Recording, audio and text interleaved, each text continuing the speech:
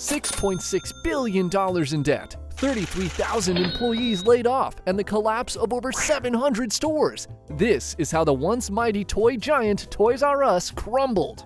Let's dive into what really happened to this beloved store and why it couldn't survive in the modern retail landscape. Rise of a toy empire. Toys R Us wasn't always the toy empire we came to know. Its story began in 1948 as a humble baby furniture store named Children's Bargain Town, opened by Charles Lazarus after he returned from serving in World War II. At the time, Lazarus didn't even have toys on his radar, but as fate would have it, customers coming in for baby furniture started asking for toys to entertain their children. Lazarus, ever the entrepreneur, quickly recognized the potential. Soon, toys began to outsell baby furniture, and by 1957, Lazarus had fully shifted his focus, opening the first Toys R Us store. His vision was revolutionary: create a store that sold toys year-round, unlike most department stores, which only stocked them seasonally. He wanted Toys R Us to be like a supermarket for toys, a place where you could find everything you needed for kids under one roof, with a no-frills warehouse-style approach. And for decades, this strategy worked like a charm. Geoffrey the Giraffe and the power of branding. Toys R Us wasn't just known for its vast selection of toys. It had a unique brand identity, which helped solidify its place in pop culture. In 1969, the company introduced its beloved mascot, Geoffrey the Giraffe. He quickly became the face of the brand, and along with the catchy jingle, "I don't wanna grow up, I'm a Toys R Us kid," created an emotional connection with customers. These marketing strategies made Toys R Us more than just a store. It became part of childhood itself. Kids everywhere could sing the jingle by heart, and the sight of Geoffrey was enough to spark excitement in any child. By the 80s, Toys R Us had become the dominant player in the toy industry, a category killer that crushed smaller competitors. With its massive 45,000 square foot stores and more than 18,000 toys in stock, it was the go-to destination for toys. Parents loved the low prices that the company could offer by buying in bulk directly from manufacturers, and kids loved the sheer variety of toys they could find in one place. At its peak in the late 1980s, Toys R Us controlled 1/5 of the US toy market. The threat of discount retailers. But by the 1990s, the retail landscape was changing. Major discount retailers like Walmart and Target were starting to grow aggressively. These companies offered a wide range of products, including toys, often at lower prices than Toys R Us. For parents, the convenience of picking up toys at Walmart or Target while doing their regular shopping was a big draw. This shift in consumer behavior marked the beginning of a slow decline for Toys R Us. While Toys R Us was still a toy powerhouse, it struggled to keep up with the competition. Walmart in particular started selling toys at razor-thin margins, sometimes even at a loss, just to lure in customers. Toys R Us responded by trimming its toy selection to focus on only the most popular items. But that decision came with a downside. Reducing its famous variety made it less appealing as a destination for toys.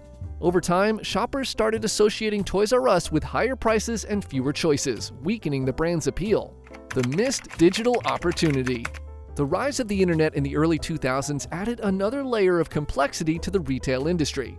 As more and more people began shopping online, Toys R Us found itself lagging behind. In 2000, the company made a deal with Amazon, agreeing to pay the e-commerce giant $50 million a year to be the exclusive seller of Toys R Us products online. While this partnership initially seemed like a smart move, it ended up backfiring in the long run. For one thing, Toys R Us gave up control of its online presence, allowing Amazon to dominate in the online toy space. Worse yet, Amazon eventually began allowing other toy retailers to sell on its platform, effectively cutting into Toys R Us's market share. This led to a legal battle, which Toys R Us won, but by the time the deal ended in 2006, the damage was done. They had missed the opportunity to build its own e-commerce infrastructure, and Amazon had learned a lot from its partnership with Toys R Us, lessons it used to become a major player in the toy business. Leveraged buyout, the debt trap. But perhaps the biggest blow to Toys R Us wasn't competition or the rise of online shopping, it was debt. In 2005, the company was bought out in a leveraged buyout by Bain Capital, KKR, and Vornado Realty Trust for $6.6 billion. In a leveraged buyout, the buyers use borrowed money to make the purchase, and that debt ends up on the company's books. In the case of Toys R Us, this meant that the company was suddenly saddled with billions of dollars in debt. Every year, they had to make massive interest payments, about $400 million annually, which left them with very little money to reinvest in their stores or improve their business model. While the retail company had once been the leader in the toy industry, the debt from the leveraged buyout made it nearly impossible to innovate or keep up with competitors like Walmart, Target, and Amazon. It's important to understand that while Toys R Us was facing external pressures, it was the weight of this debt that truly crippled the company. Even as sales began to decline in the 2010s, Toys R Us had to keep pouring money into paying down interest rather than upgrading stores or investing in its digital platform. The final years and bankruptcy. In September 2017, Toys R Us filed for bankruptcy, hoping to restructure its debt and get back on its feet. The plan was to close some underperforming stores and focus on its core business. But things didn't go as planned. The holiday season of 2017, which was supposed to help turn things around, ended up being a disappointment.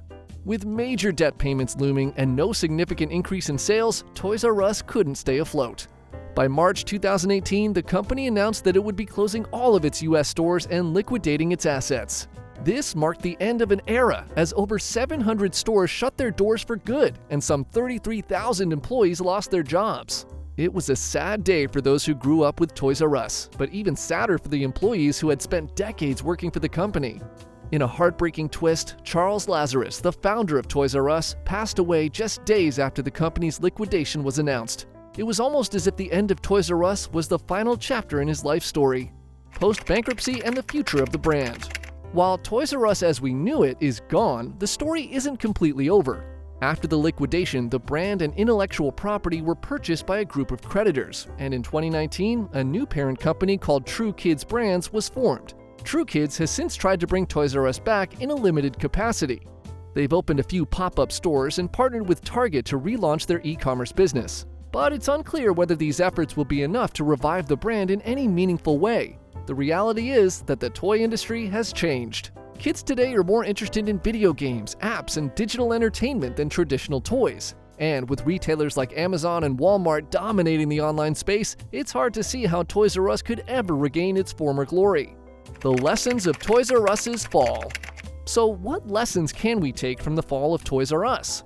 One of the biggest takeaways is the importance of adapting to changing consumer behaviors and staying ahead of trends. The company failed to do this on multiple fronts.